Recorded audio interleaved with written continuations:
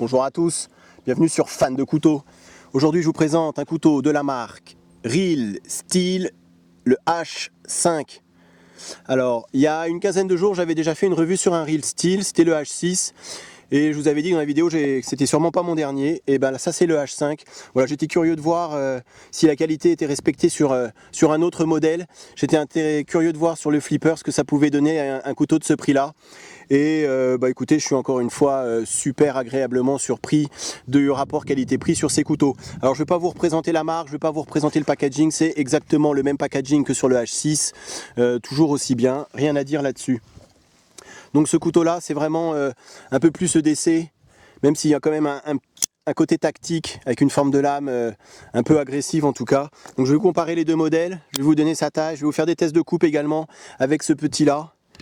Alors, je vous les mets l'un à côté de l'autre, pour ceux qui hésiteraient. Alors ensuite, vous avez un modèle intermédiaire, c'est le H6S1, qui a la taille du H6, avec la finesse du H5. C'est un frame lock sur le H6S1. Je ne l'ai pas encore, pourquoi pas un jour, on verra. Mais en attendant, je vous fais une comparaison du H5 et du H6 si vous hésitez. Alors, ce qui est pratique avec Real Steel, c'est que tout est marqué dessus.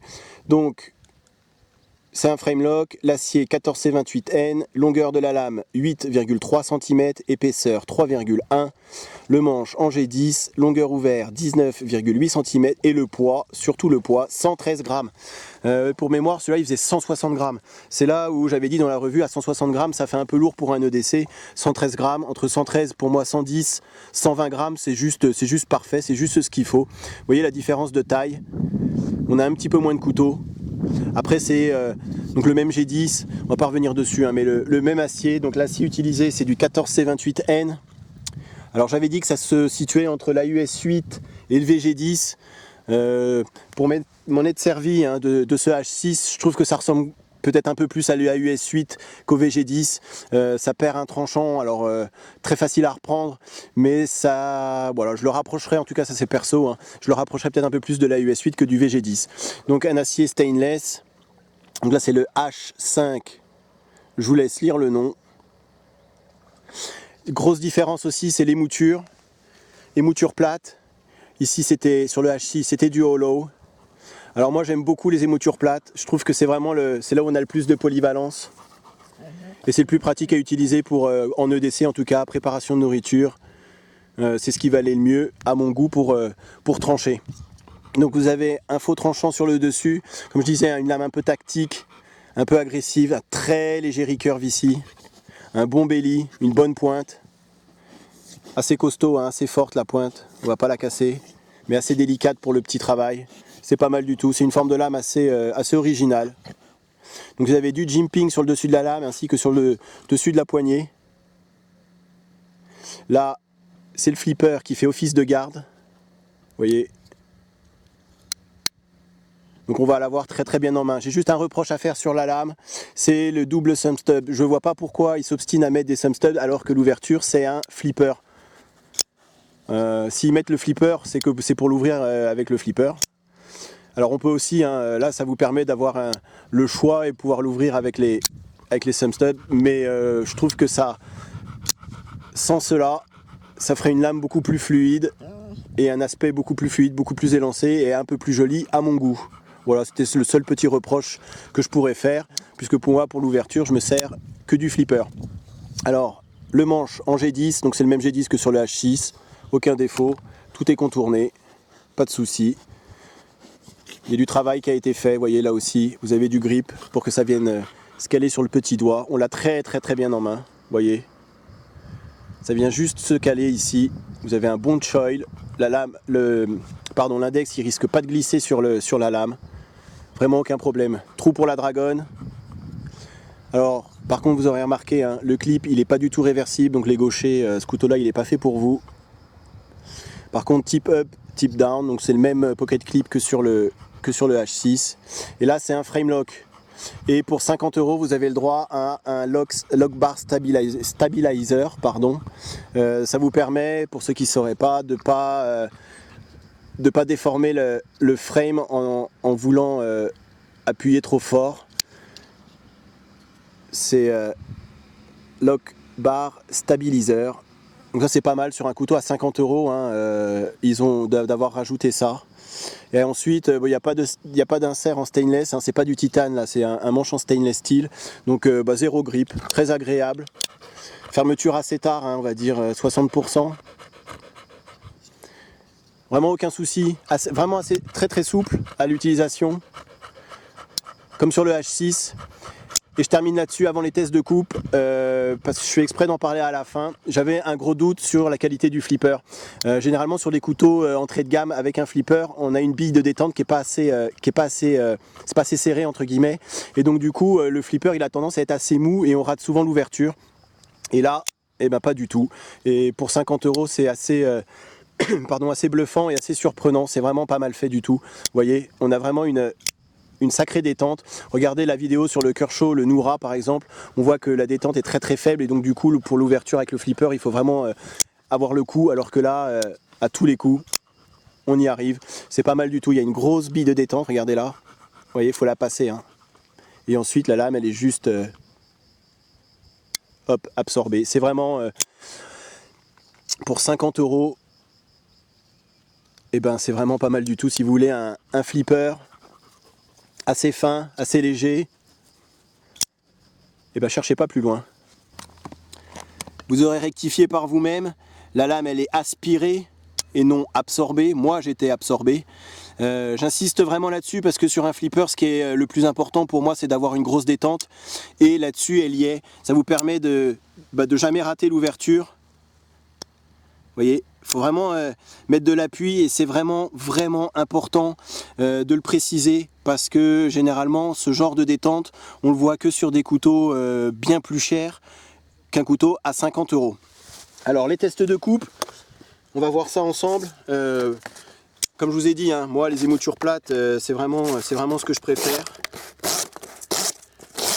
Donc je ne l'ai pas retouché, hein, juste un passage au cuir. Vous avez une lame qui est quand même plus fine que sur le H6.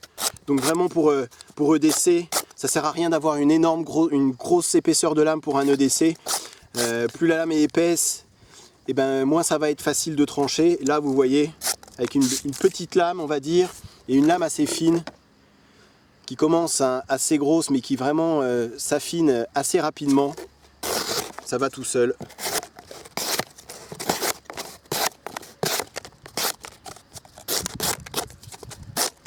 Avec ce petit recurve ici, hein.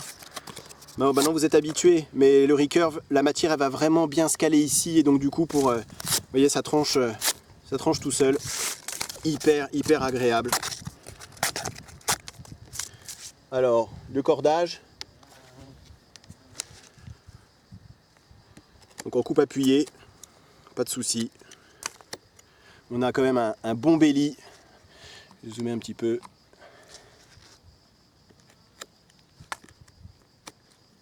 Vous voyez, on peut vraiment...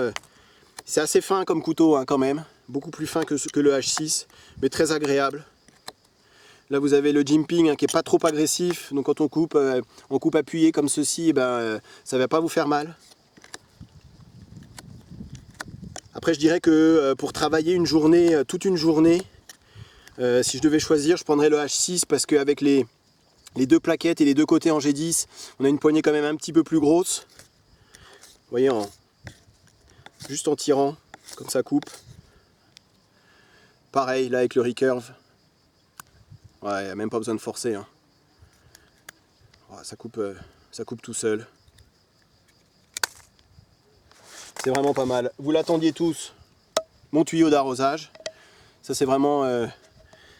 je vais arrêter de le dire après, mais hein, c'est vraiment le test. Déjà voir s'il y a du jeu dans la lame, zéro jeu. On sent que c'est du solide, on sent qu'on peut appuyer dessus. C'est peut-être un petit peu moins confortable que de travailler avec le H6. Je vous dis, le H6, il y a quand même une poignée un petit peu plus grosse. Là, je dis pas que c'est désagréable, hein, mais ça reste assez fin. EDC. Hein. Mais bon, ça va tout seul. Vous voyez ça, vraiment ça coupe nickel. Hein. Je me suis servi du H6 hein, depuis la vidéo et pour travailler sur du bois, j'ai fait Un petit peu de, voilà, un petit peu de travail sur le bois, et le H6, l'acier il n'a pas bougé. Non, vraiment, vraiment très bonne qualité, sans aucun souci. Et ben là, c'est pas une patate, c'est une carotte. Donc préparation nourriture, hein. Le décès, hein, ça c'est vraiment... si je devais me servir de celui-là, ça serait pour l'avoir sur moi et pouvoir voilà, couper un peu de... Bon, je vois pas pourquoi ça couperait pas, mais... ça va tout seul.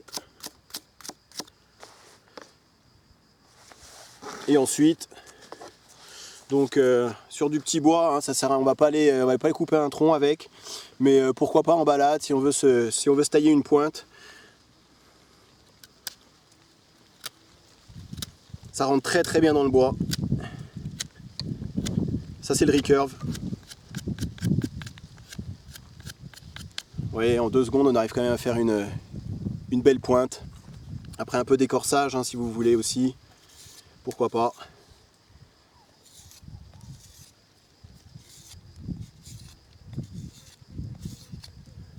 C'est vraiment pour 50 € on peut pas se tromper. Voilà, c'est là où, c'est comme ça, c'est là où je voulais en venir. C'est que à 50 € vous avez quand même un flipper de bonne qualité, un acier de bonne qualité. Il y a vraiment, encore une fois, que du positif sur cette marque Real Steel.